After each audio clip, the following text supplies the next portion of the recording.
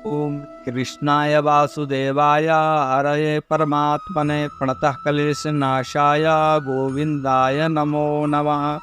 श्रीमद्भागवत महापुराण कथा दसम स्कंद 21वां अध्याय। वेणु गीत।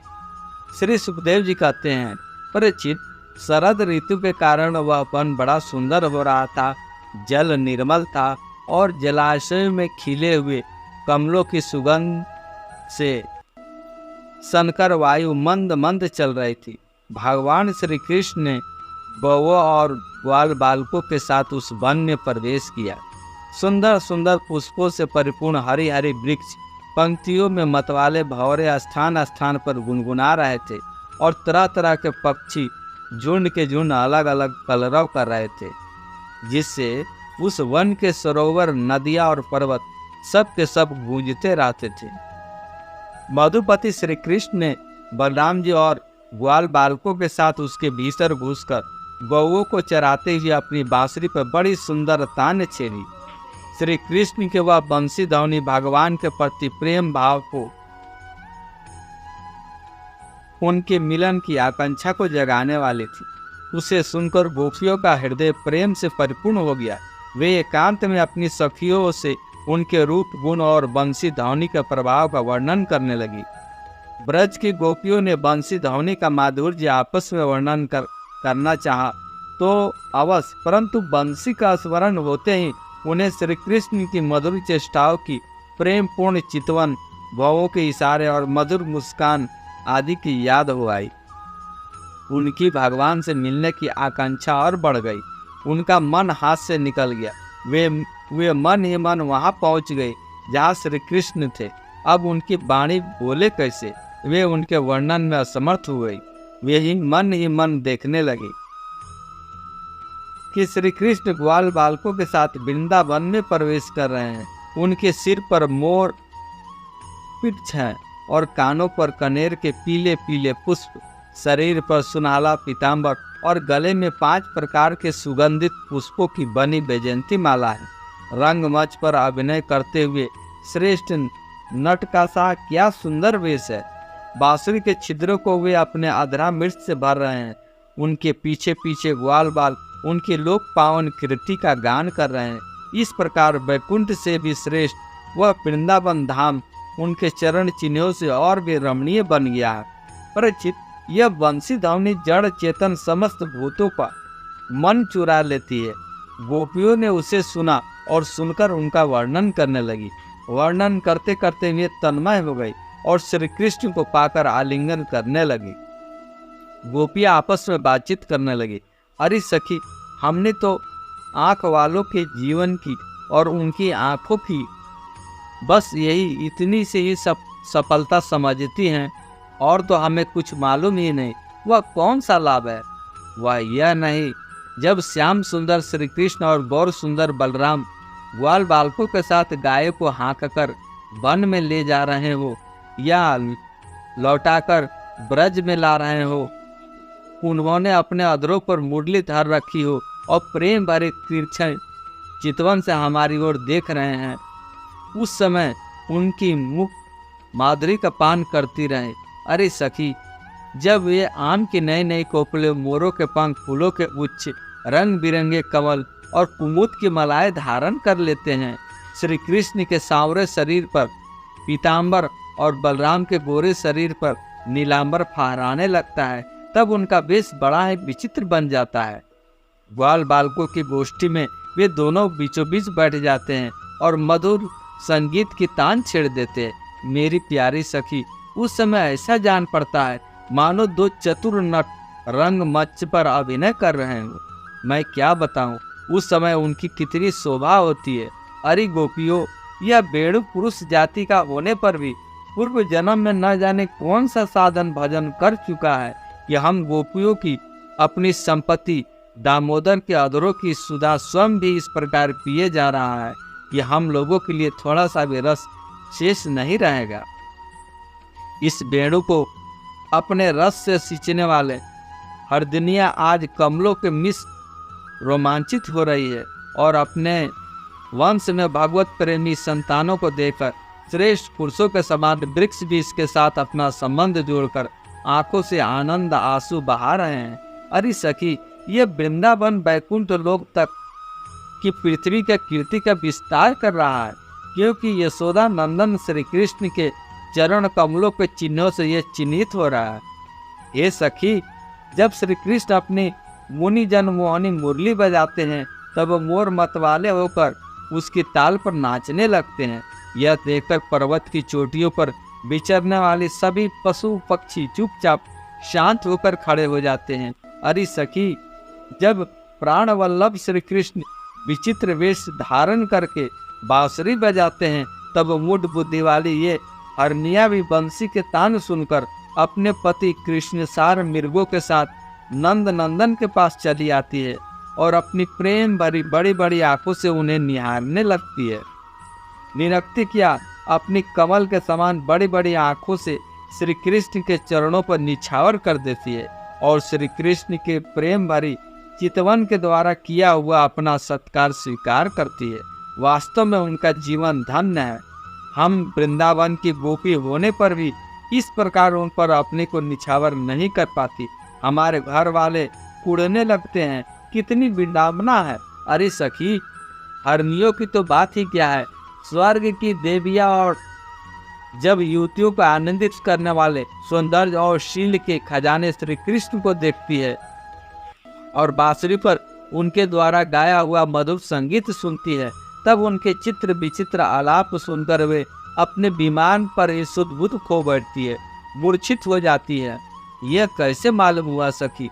सुनो तो, जब उनके हृदय में श्री कृष्ण से मिलने की तीव्र आकांक्षा जाग जाती है तब वे अपना धीरज खो बैठती है, वे बेहोश हो जाती है। उन्हें इस बात का भी पता नहीं चलता उनकी चोटियों में बूथे हुए फूल पृथ्वी पर गिर रहे हैं।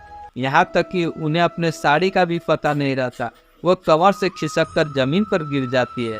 अरे सखी, तुम देवियों की बात क्या कर रही है? इन गौओं को नहीं देखती? जब हमारे कृष्ण प्यारे अपने मुख से बांसुरी में स्वर भरते हैं और गौवे उनका मधुर संगीत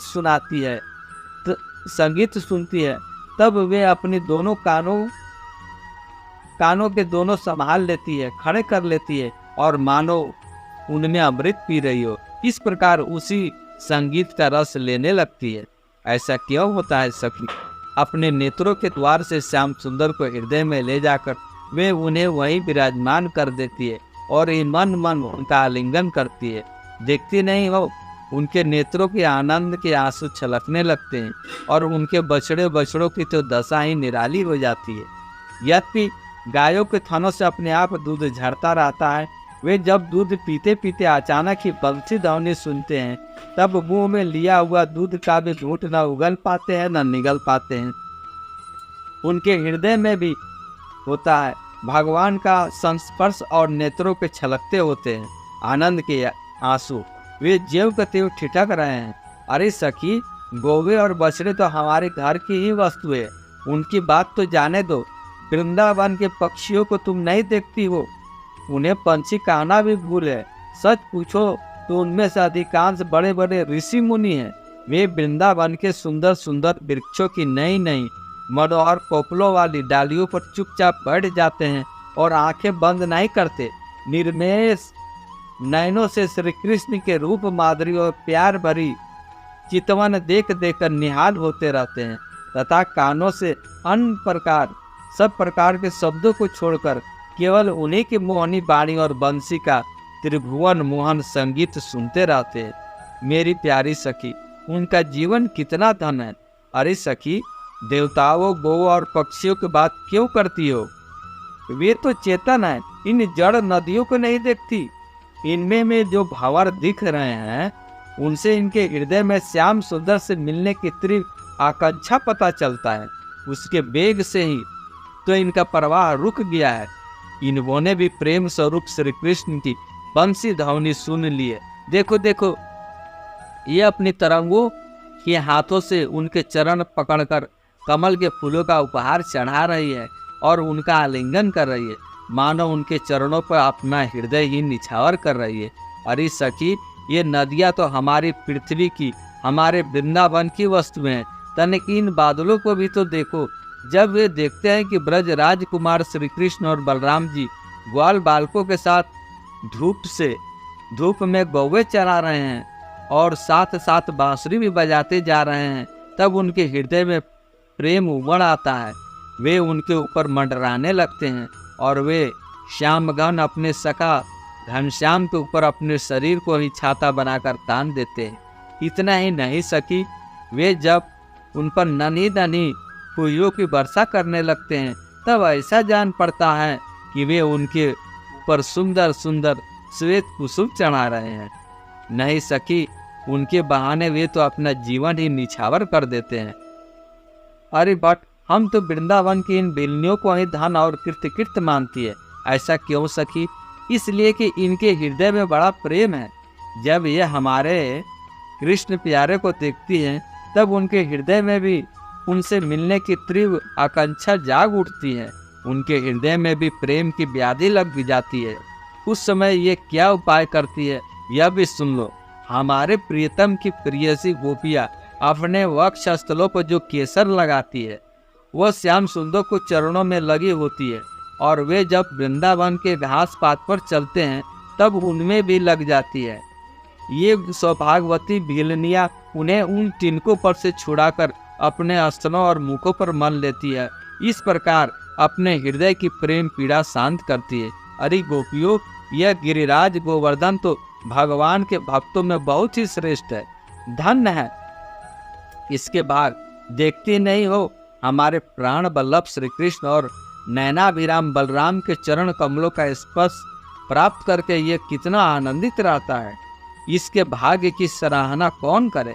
यह तो उन दोनों का ग्वाल बालकों और गौओं का बड़ा ही सत्कार करता है। स्नान पान के लिए झरनों का जल देता है, गौओं के लिए सुंदर हरी हरी घास प्रस्तुत करता है, विश्राम करने के लिए कंदराए और खाने के लिए कंद मूल फल देता है। वास्तव में यह धन्य है। अरे सखी, इन सांवरे गोरे किशोर को तो गति ही निराली है। जब ये सिर पर नौवनाथ पूछते समय गाय का पैर बांधने की रस्सी लपेटकर और कांधों पर फंदा भागने वाली गाय को पकड़ने वाली रस्सी रखकर गायों को एक वन से दूसरे वन में हाँक कर ले जाते हैं, साथ में ग्वाल भी होते हैं और मधुर मधुर संगीत गाते हुए बांसुरी के तान छेड़ते हैं, उस समय मनुष्यों की तो बात ही क्या, अन्य शरीरधारियों में भी चलने वाले चेतन पशु पक्षी जड़ नदी आदि तो स्थिर हो जाते हैं और अचल वृक्षों को भी रोमांच हो आता है। जादू भरी बंसी की और क्या चमत्कार सुनाओ। परीक्षित, वृंदावन बिहारी श्री कृष्ण की ऐसी ऐसी एक नहीं अनेक लीलाएं हैं। गोपियां प्रतिदिन आपस में उनका वर्णन करती और तन्मय हो जाती।